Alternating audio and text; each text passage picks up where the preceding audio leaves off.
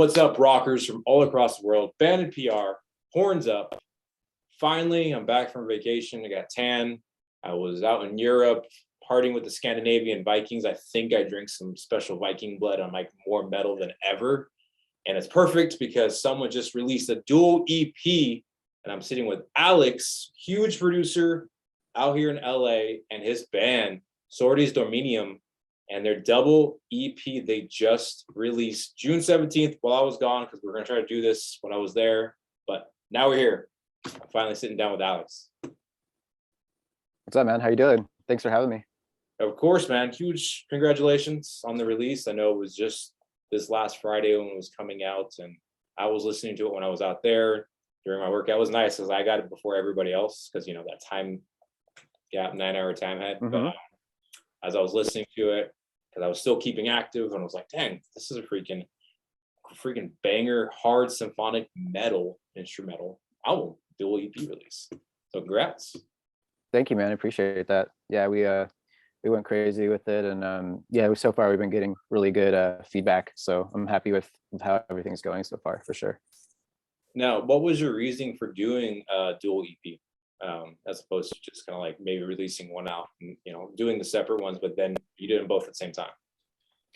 Yeah, well, I explained it a little bit in our press release, but I'll go into a bit more detail here with you. They're the same songs on both EPs. They're just presented with different production. Mortalis is more of a raw, there's no edits, there's no drum samples. It's very raw, as like right off the board when we record it in the recording studio. So I wanted to provide two different versions of these songs. Immortalis is for more of the old school purists, like death metal purists who appreciate you know, the actual sound of the drum kit, no editing, like a raw performance. And Immortalis is super edited, sound replaced, kicks, snares, toms, like all the drums are triggered, that super hyped, larger than life sound. There's like tight edits on everything. There's a bit more production added, a bit more synths and atmospheres and like sound design going on. So that was the concept, just to provide two different experiences of the same. Now, what would you recommend people listening to first, going into the more over the top or the more raw? I would say listen to Mortalis first to get the idea of like how it would sound live, and then check out Immortalis to how it's like basically to hear it larger than life and a bit more immortal. And when because I went through both of them, and I was like, wait a minute. I first noticed, I was like listening to it, like, oh yeah, they are both songs, and going through the press release, so your amazing PR agent said in Burkell. And then listening to them, like hearing the subtle differences, like you said, one is more raw, and then one's definitely, you know, adding more of that symphonic, huge, larger than life, apocalyptica kind of feel to it. And that's actually what I did first was go to Mortalis and then Immortals. So it was a nice segue that you can hear it. It actually works well if you play them back to back first and front to back, and then it's kind of like a huge tool effect in album listening. Yeah, absolutely. Yeah, I'm glad that you decided to listen to it in that order, because I feel like that's the best way to experience them. Do you think people are, with this whole new attention span that's going on with single releases and EP, do you think the art of listening to music has declined, like in the perspective on how you should listen to it all the way through from front to back? I don't think it's declined, because I think the people that have experienced music that way and that know music that way, they still will listen to it that way. But I do think the newer generation, like, you know, Gen Z, they're only exposed to playlists and singles and YouTube music videos. So I do think for the younger generation, it's a bit of a challenge to have them sit through a full record. And it's just because of, you know, the way the industry is now, and like the short attention spans of TikTok and blah, blah, blah. But I do think getting yeah, like I said, the younger generation to sit through a whole album will be difficult. But I do think there are still the purists and the audiophiles out there that grew up with records that still like to buy records. They still like to buy CDs, and I'm one of them. I like to just put on a record or an album and just listen to it all the way through. And I do think there still are a lot of people that appreciate that. It's like in with these EPs, they're hefty. Like the first song is 9 minutes and 30 seconds. Like these are hefty tracks. So it's not like you're listening to a 2-minute song that's a quick little, all right, anthem song. No, this is a whole freaking, you're going through a saga. Yeah, that's you know, we do like to incorporate some of the traditional aspects of doom metal, which a lot of doom metal is, most of the bands, like they have, you know, 6 to 20-minute songs just depending on the band. But yeah, we wanted to have, the first song is about 9, the last song is around 8, songs in the middle a little shorter, around 5 minutes. So yeah, we wanted to have some that take you on a quite a journey through different realms sonically. And so when you brought up the doom metal, because I was already feeling that as well, but you kind of almost, you guys have labeled it as a symphonic metal. Do you just put yourself as a doom symphonic metal kind of blend, because you do have those two atmospheres together?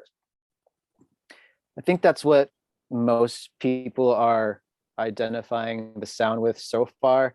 It's still hard for me to exactly pinpoint what we are, because it's, you know, the whole reason for doing this project was, you know, we did want to remain instrumental because it's pretty rare, and I think it's a pretty bold choice to not have a vocalist in metal. You know, like a great example would be Animals as Leaders. They're probably like one of the bigger instrumental bands, but they're very, very techy and very proggy. We're more like, we're heavy, we're slow, we're like atmospheric. We basically want the listener to come out of it as like they listen to a horror movie scored over doom metal or death metal. But yeah, like we're like the perfect Castlevania soundtrack. Yeah, sure. Yeah, that's a good way to think of it. But we yeah, I think most people when they're listening to it, they might think so far it's like a symphonic doom metal project. So do you bring it up on that Castlevania thing? Because it's also like whether you guys are going to be intent to do or not, if someone approached you the idea like, hey, we love listening to music, we would love to incorporate this song as a backing track for X and O, whatever, horror film or video game. That's what happens a lot with instrumental artists. Like they get approached for that, and your music now gets into a major motion picture or a video game. Do you see yourself potentially wanting to do that? Absolutely, yeah. That's another pro of being an instrumental band. It's, you know, it's a lot more appealing to you know, publishing companies that license for film. It's already like, oh well, you don't need to request an instrumental because it's already all instrumental. And I think knowing that ahead of time, just knowing that that's what we specialize in, I think might be beneficial in the future. But yeah, I'm very open-minded to those opportunities. Absolutely. Are you a horror fan yourself? Oh yeah, absolutely. What are for the because it's a lot bigger, in fact, like the fan base is a lot larger than it ever was now. What would you say is like your top 5 favorite horror films? Ooh, that's a very good question. Gotta do 5. Gotta do 5. Okay. Well, there's one that just came out that I don't know if, I guess it would be considered horror, but just watched it the other day because it was just released. It's called Mad God. It's the Shudder original. It's by he is a slow stop motion animation artist. His name is Phil Tippett, and he did Jurassic Park, the first Jurassic Park, and a bunch of other stuff. But it's a 30-year in the making film, and it's just absolutely ridiculous. It's just so disturbing. So I don't know. I think everyone that's a fan of horror needs to go watch this immediately. It's streaming on Shudder. It's exclusive on Shudder, but it's just, I mean, I've seen almost every horror movie. Like I will go down the rabbit hole trying to find the most ridiculously shocking, disgusting horror films, and I've seen most of them. But this one, there's something very, very, very disturbing about it. I think a lot of it obviously has to do with the way he shot it in stop motion, but it's just so disturbing, and it's actually, the way they shot it is actually quite gorgeous as well. So I would say that's one. There's another one called, I believe it's a Japanese film called, which is absolutely just disgusting, and it's shot really beautifully. What else? I really like The Descent. Classic, dude. I don't know if you've seen that one. Yeah, Underrated yeah. Okay, that's three. What else? Okay, well, shoot, I'm gonna leave out probably a bunch because I can't think of everything right off the top of my head. But shoot, probably I do like, I might get a lot of shit for this, but I do like House of a Thousand Corpses because I like the Rob Zombie campy thing, and that was like one of his first films, and Dude, that was I don't think really, people at first people hated it at first when it came out, but now it's got such a huge cult following now that yeah, as that first of the trilogy that he released, and everyone now loves it, which I loved it from the first day it was released. And everyone was like, what the hell is this shit? Well, who is freaking this clown? And now yeah, everybody loves it again. yeah, absolutely. What else? Last one, I would say, oof, I really like the Hostel films just because of how ridiculous they are. Probably the first Hostel. These are, I'm forgetting about a whole bunch of other better ones, but those are the first five off the top of my head. I want to check out the first two recommendations you have, especially the one for Shutter, which Shutter has blown up in the last decade because when they first came out, all they had was like their big thing was having the B horror movies, like Toxic, what's his name, Toxic Avengers and stuff like that, all the slapstick ones, and now they've gotten to the Netflix of horror. Yeah, they have some really great originals on there too. So yeah, definitely check out Mad God. It's just insane. Now circling back into the music, before this, you had two singles released. So Vericodium and then Exilium were not placed in these. Any reasoning for that? Not placed on the records. Yeah, for the EP. They're just different versions. Oh, okay. Yeah, we released Exilium was our first release, and Veracundium was the second. And the single versions, they're still up on streaming. They're the same song, it's just a different production. So there's actually, let's see, there's three different versions of Exilium. There's three different versions of Veracundium, and then there's two versions of Mendacium, and then two versions of Infinitum. So yeah, they're the song, they're just a different mix and master. Well, what's your mastermind reasoning as showing fans different processing of mixing and mastering music? Because you are a master of it. Obviously, been doing other artists and now working on your own. What's your reasoning behind showing fans the different sides of the same song? Yeah, kind of like what I said earlier, but I'll expand on that. I think, the modern metal production, which I'm not dissing it in any way because I absolutely love modern records and the way they sound and how hyped and larger than life and ridiculously brutal they sound. I love it. And I'm constantly working on my skills, trying to make these productions the best I can. It's very challenging. At the same time, there are, I wanted to create a version of these songs, like I said before, that are more raw, that are more realistic to the sound of the actual musician, because I think a lot of people are fooled with these modern productions thinking that's what a real snare drum, that's what the drummer sounds like live, or that's what the drummer sounds like just right off the mics in the studio. And like 90% of the time that is not the case, because there's so much editing done, there's so much sound replacing. Most of these drum kits and modern productions, they're sound replace like every drum, like kick, snare, all the toms. It's just to give it that hyper very, very consistent, like the same velocity, like for snares and kicks. It's just to give it that consistent sound. And I wanted to do a version that was more organic, more dynamic. So that's kind of what's going on Mortalis, and then Immortalis is like a modern version. Now, I know you already mentioned it, bringing that like you guys are gonna stay as an instrumental. You want to keep this as an instrumental band, and and so there's no even thought. There was not one time in your mind that you're like, what, maybe we should try something with a singer. Did you try doing this with a singer beforehand, or you just strictly knew you wanted to stay instrumental?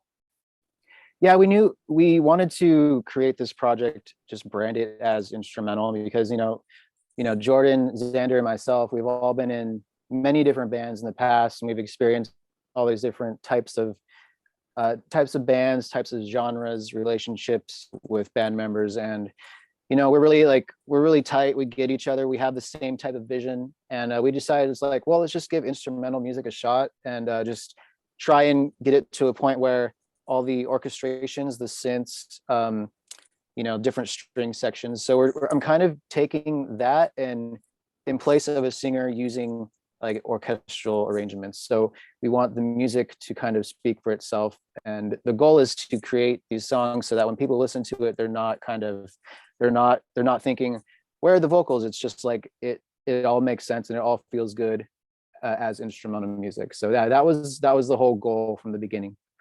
Which I gotta say, my favorite is number 4, the finisher, Infinium. I love kind of like the bridge going into, I guess, what you would consider almost like the breakdown, but mostly the bridge position, like halfway through the song. It's all killer, all amazing. It's the soundtrack keep running through my head. It's like, I'm in some sound symphonic, I'm bringing a big metal hammer, I'm fighting the final boss. And that was like that. That's the last song. Right on, man. Thank you. Yeah, that's probably my favorite track as well, just because it's like the climax of the record. It has a lot of different worlds it goes through in that song. And like the first 3 songs are more like, they're heavy, but they have the similar, like, few riffs. They're very repetitive, just very slow and repetitive and kind of sludgy. And there's a lot going on with the synths and whatnot. But this 4th song on the record is it's just all over the place, and it's a lot more technical, drum wise and instrument wise. So yeah, I totally get why. I think that's going to be a lot of people's favorite track for sure. Do you guys think you're going to do a music video for it, like a fun? Because the people do with a lot. That's a big thing with also having a visualizer going with the music. Do you think you'll add that to it?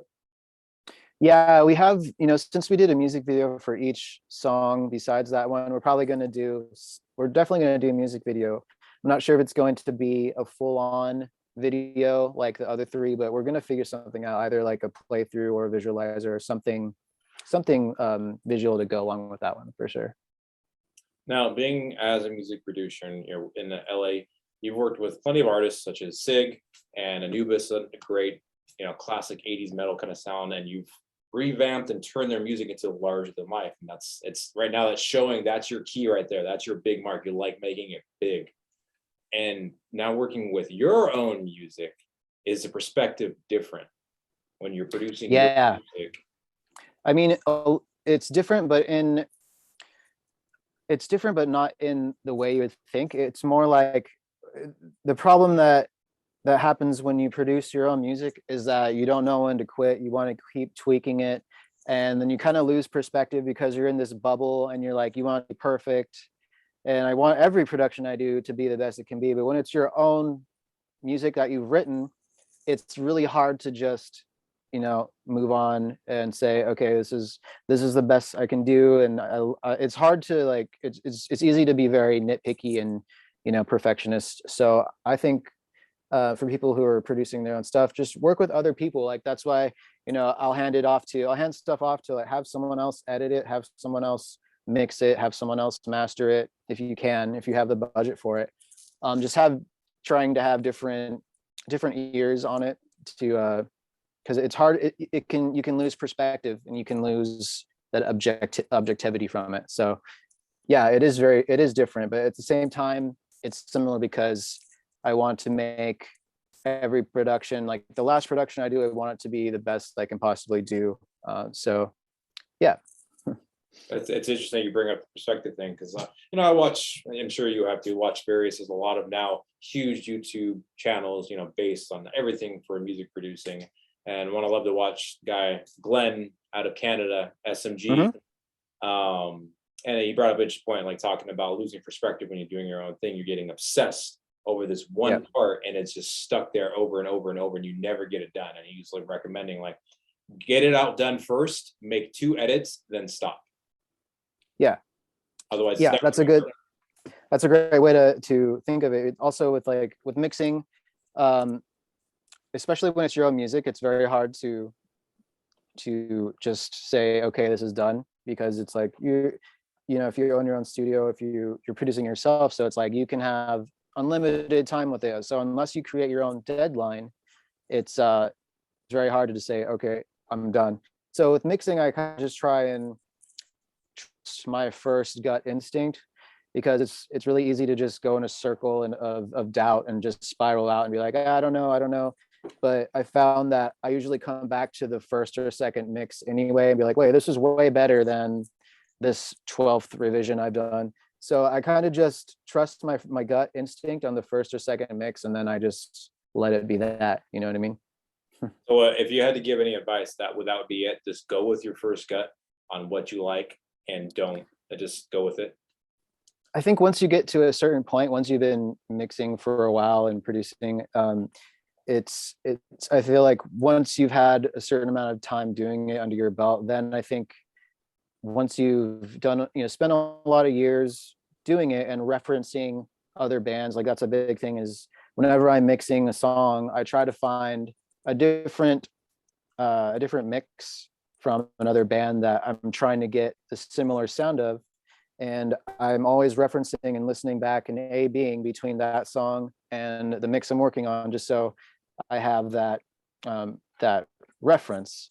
So I think it's really important to do that for many, many years while you're mixing and learning to mix. And then once you get to a certain point, you can kind of just, your room, like what the bass is supposed to sound like, what the snare is supposed to sound like in the sonic spectrum. So you can kind of, once you get to that point, you can kind of just trust your first gut instinct. You listen to it in the studio, you take it to your car. If it sounds good in your car, sounds good on your laptop. Like the phone, I don't really care about as much, because like, listening through metal songs all the way up on your phone, like shit just distorts and sounds shitty. So I try not to worry about the phone as much, but as long as it sounds good in the car, in your headphones, in your laptop, then I think you're good to go. Nice. And now you have two other musicians joining you on this as well. So you have on bass, you have Xander, and then on drums, you have Jordan. And so it's just, you brought up like programming drums and stuff like that. So are you guys doing that after Jordan is doing something, or is it program first and Jordan's adding to it? For this project, we've been writing together in the studio. The first 3 songs we wrote together in rehearsal, and the 4th one I wrote by myself. So I programmed the drums for that, and then for that song, he was just kind of listening to the demo version, and then we went in the studio and recorded live drums for that. So all the songs are Jordan live drums. But yeah, it's more of, this project is more of let's do everything together and write together. So when you're, like you said, you created a demo and you're using, a program drums for when you're writing the music for this, or and in general, are you doing everything as a demo with programmed bass and drums, then putting your guitar layers into it, and then having Xander and Jordan add their own parts to it to make it you guys' own unique song? Exactly. I'll usually create a demo version just so everyone can listen to it and get the vibe and practice it, and then we go in the studio and track it for real. How was, because you're originally a guitar player first, correct? Mm-hmm. How was being a guitar player and transitioning into a music producer helped you in understanding other parts such as bass and drums? I think it kind of blows my mind when like there's the term producer means different things to different people, but to me, I feel like a music producer needs to have some kind of music theory knowledge, or some kind of playing instrument. It needs to have music knowledge as a player, as a musician, because it makes things so much easier when you're able to speak with your clients and your bands about it. Okay, well, we need to go try a harmony, a 5th up or a 3rd up, or like play this note. It's like all these basic things that I feel like if you don't know as a music producer, it's just like, it's kind of a joke to me. But I understand how the traditional music producer, is, there's people that think of a producer as so many different things. Sorry, my camera cut out for a second. The role of a producer means different things to different people. And kind of the old school role, the guy that comes in, he'll come in, sit on the couch in the back studio, kind of over or take away this and that. But like there's producers that just oversee the project, but they're not really hands-on. Maybe they'll show up here and there. That kind of like, you know, the old school version, and like the new school version is the producer does everything, and then those two extremes and everything in between is what different people define a producer as. To me, I like to be hands-on.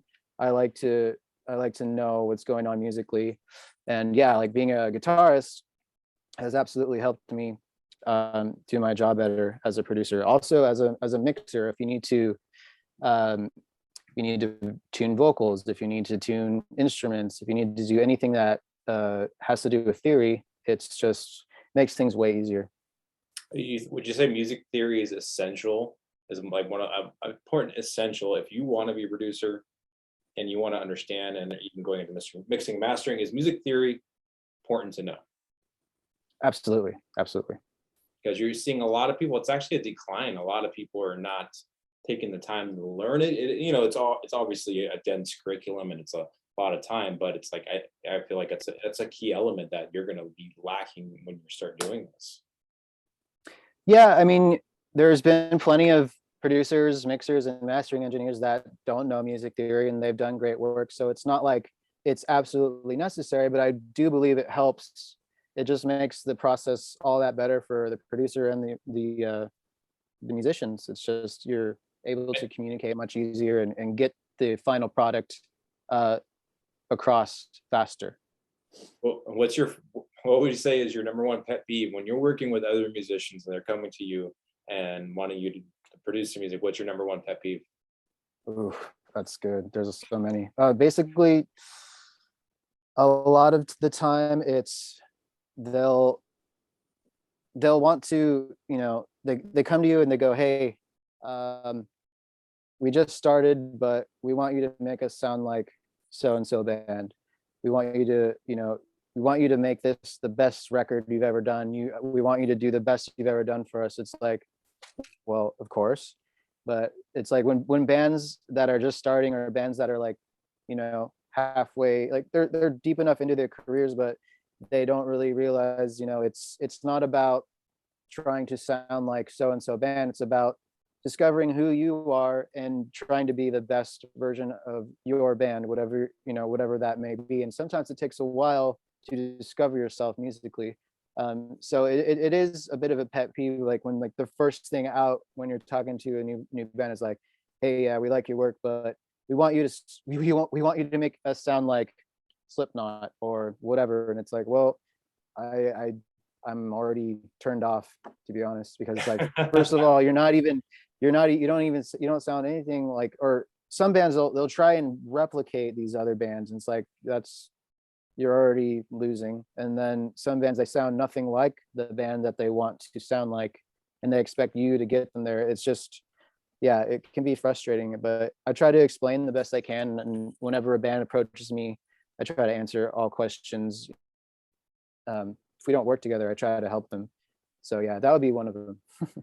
Yeah, I definitely understand that. It's like people need to understand, like, dude, if you don't sound like Corey Taylor, I'm not going to make you sound like Corey Taylor. Right, but it's also, I think a lot of musicians just need to accept who you are as a person, accept what your voice sounds like, stop trying to mimic someone else, just try and become the best version of you that you can, and just let go of trying to be someone else or sound like someone else, because it's just slowing you down. It's different from taking, like, you know, if you're taking creative notes from someone, that's all it is. You know, we're sharing notes, we're sharing theory, we're sharing techniques. That's great. You learn all these from different everyone and take their techniques into making it what's yours now, your sound from everything you've learned. Absolutely, exactly. Well, continuing going back into like the instrumental, the whole instrumental genre is very underrated. It's had its peaks and lows every 5 years or so. And I think it's on a low right now in particular, just because, you know, everything is so mainstream processed via TikTok, short spanned mindset and listening. But what would you say are some of your favorite instrumental artists or albums that you've listened to that kind of helped you put you in a mindset maybe in creating your own music? Yeah. Well, probably one of my favorites is, there's a doom metal band called Sun O, and it's just like extremely slow, like dark, atmospheric, just absolutely ridiculous. It's just like soundscape, atmospheric, slow doom metal. So they're one of them.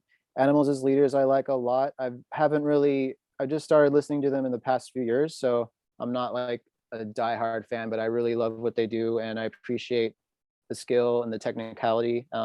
So there's another one. And then also Russian Circles is great. They have really cool heavy riffs, and they're kind of like, they have really weird parts, and when you listen to their records, it just takes you all over the place. So I would say those are three. But honestly, I I when we started this project, it's not like I had been listening to instrumental bands for like 10 years, and I was like, I just have to do an instrumental band. It was just kind of like on a whim, we're like, let's just try instrumental, and then I decided to go for it. But it's basically like listening to, taking our favorite influences like the guitars, the bass, the drums, and then putting our own spin on it, and then adding like a horror score over it. Yeah. Yeah, it was like when I've talked to like a good friend of mine, Bobby Keller, who's out in Florida, and he's predominantly now he's just an instrumental guitar player. He writes his own stuff and does all the parts, and I've asked him too as well. Interesting your perspective, because now you've worked with bands, you've recorded with bands as guitar player yourself. When shifting away from lyric-based music and having a vocalist, is your thought process different now for making an entire instrumental song? Oh yeah. I mean, I kind of like to lay down the bed of the music. So we'll get together and we'll throw a bunch of riffs around, and we'll kind of arrange the riffs so that the song kind of travels through, like it kind of, the song is a journey with just the riffs alone. And then from there I try to think like, okay, well, there's no vocals, so I want to make the symphonic melodies and the synths and the orchestral parts take the place of what a vocalist might do melodically, and then kind of go from there. But what's great about it is I can kind of make it like things don't repeat that much, and if they do, they're slightly different. It's just more of like, it's a lot more freedom, and it's a lot more creativity. And one thing I did notice while listening to it, it's still amazing as it is. I noticed there's not that many solos going through there. Are you gonna maybe, is that something you're gonna think of adding into the future songs? No, I don't really. This project to me is like, I love bands that solo. I love, like, all the solo guitarists and all that. Like, I think that's awesome. But I think for this project, we're not really interested in solos at all. Maybe there'll be like a weird lead guitar part that's just eerie and holds like a hook. But like, just to throw a solo in there is not really something that inspires me for this music. Okay, that's interesting. Yeah. As a guitar player yourself, and not having that in there while listening to it, which still, again, it's still amazing how everything is layered up. It's just basically one big epic symphonic riff, and with different layers and changes into it. Yeah, exactly. Well, dude, man, it was an absolute pleasure to talk to you. Finally, we got everything, and huge congratulations with this release and this kind of, like I said, it's like a Tool album if you're going to listen into it in the order and kind of going through it and then keeping it on repeat, because you're going on a journey. That's the number one way I recommend listening to this for everybody. Hell yeah, man. Thank you so much for having me and for all the great questions. I really appreciate it. Yeah, of course, dude. Man, like it's like everything's 3 degrees of separation. Everybody knows everyone through someone. It's like we all knew somebody through someone, and now we're finally kind of like sitting and putting it together. Yeah. Hell yeah. Well, dude, absolute pleasure, man. So what's next then for you guys? What's next as a band collectively? Because I'm sure you already have the timeline. Like, cool, we're done. We got the EP. Let's work on something new. Your mind's always working, especially as a producer. Yeah, we have another single that we started working on, and we have like a concept for, and we just confirmed we're going to be playing Crucial Fest in Salt Lake City in late August. Oh, wow. It's like a doom death metal festival. It's a 4-day festival, so we're going to be playing August 26th. Anyone in Salt Lake, come on down to Metro Music Hall, which is where the venue is, and yeah, we're just gonna get crazy and just throw down some crushing riffs and have some fun, and it'll be our first show with this project. So from there, like, we're just gonna try and see whatever shows we can book for the rest of the year. And, you know, we wanted to set the bar a little bit high for our first show. Cause we did get offers for shows this year, but we wanted to kind of start out right and then go from there. So Yeah, start up high. It's freak out the Mormons in Utah. It's fine. exactly. They were having running around like, oh my God, there's Satan in Salt Lake City. But dude, again, huge congrats. So when this is dropped and everybody, I'll have links for everything you listen to on social, their band social, his social, their music on Spotify. Is the poster and the link stuff out for this festival already? Like, are you guys confirmed on the date and the tickets are able to buy? Yeah, if you go to our website, sordesdominum.com, yeah, you can see all the videos, the tour, the festival poster. You can purchase digipacks there, and yeah, it's all on the site. All right, and I'll have that link down below so you guys can click and go out there in August. Seems like everything's happening in August. This is great. Metal is back. I think this is the biggest year for metal music in general. Whether people fucking want to say metal is dead and rock's dead, fuck no. This is like the largest year. Everybody's touring and doing shows. Hell yeah. But dude, everybody, horns up, listen to this album front to back, and stay rocking. Cheers. Thank you.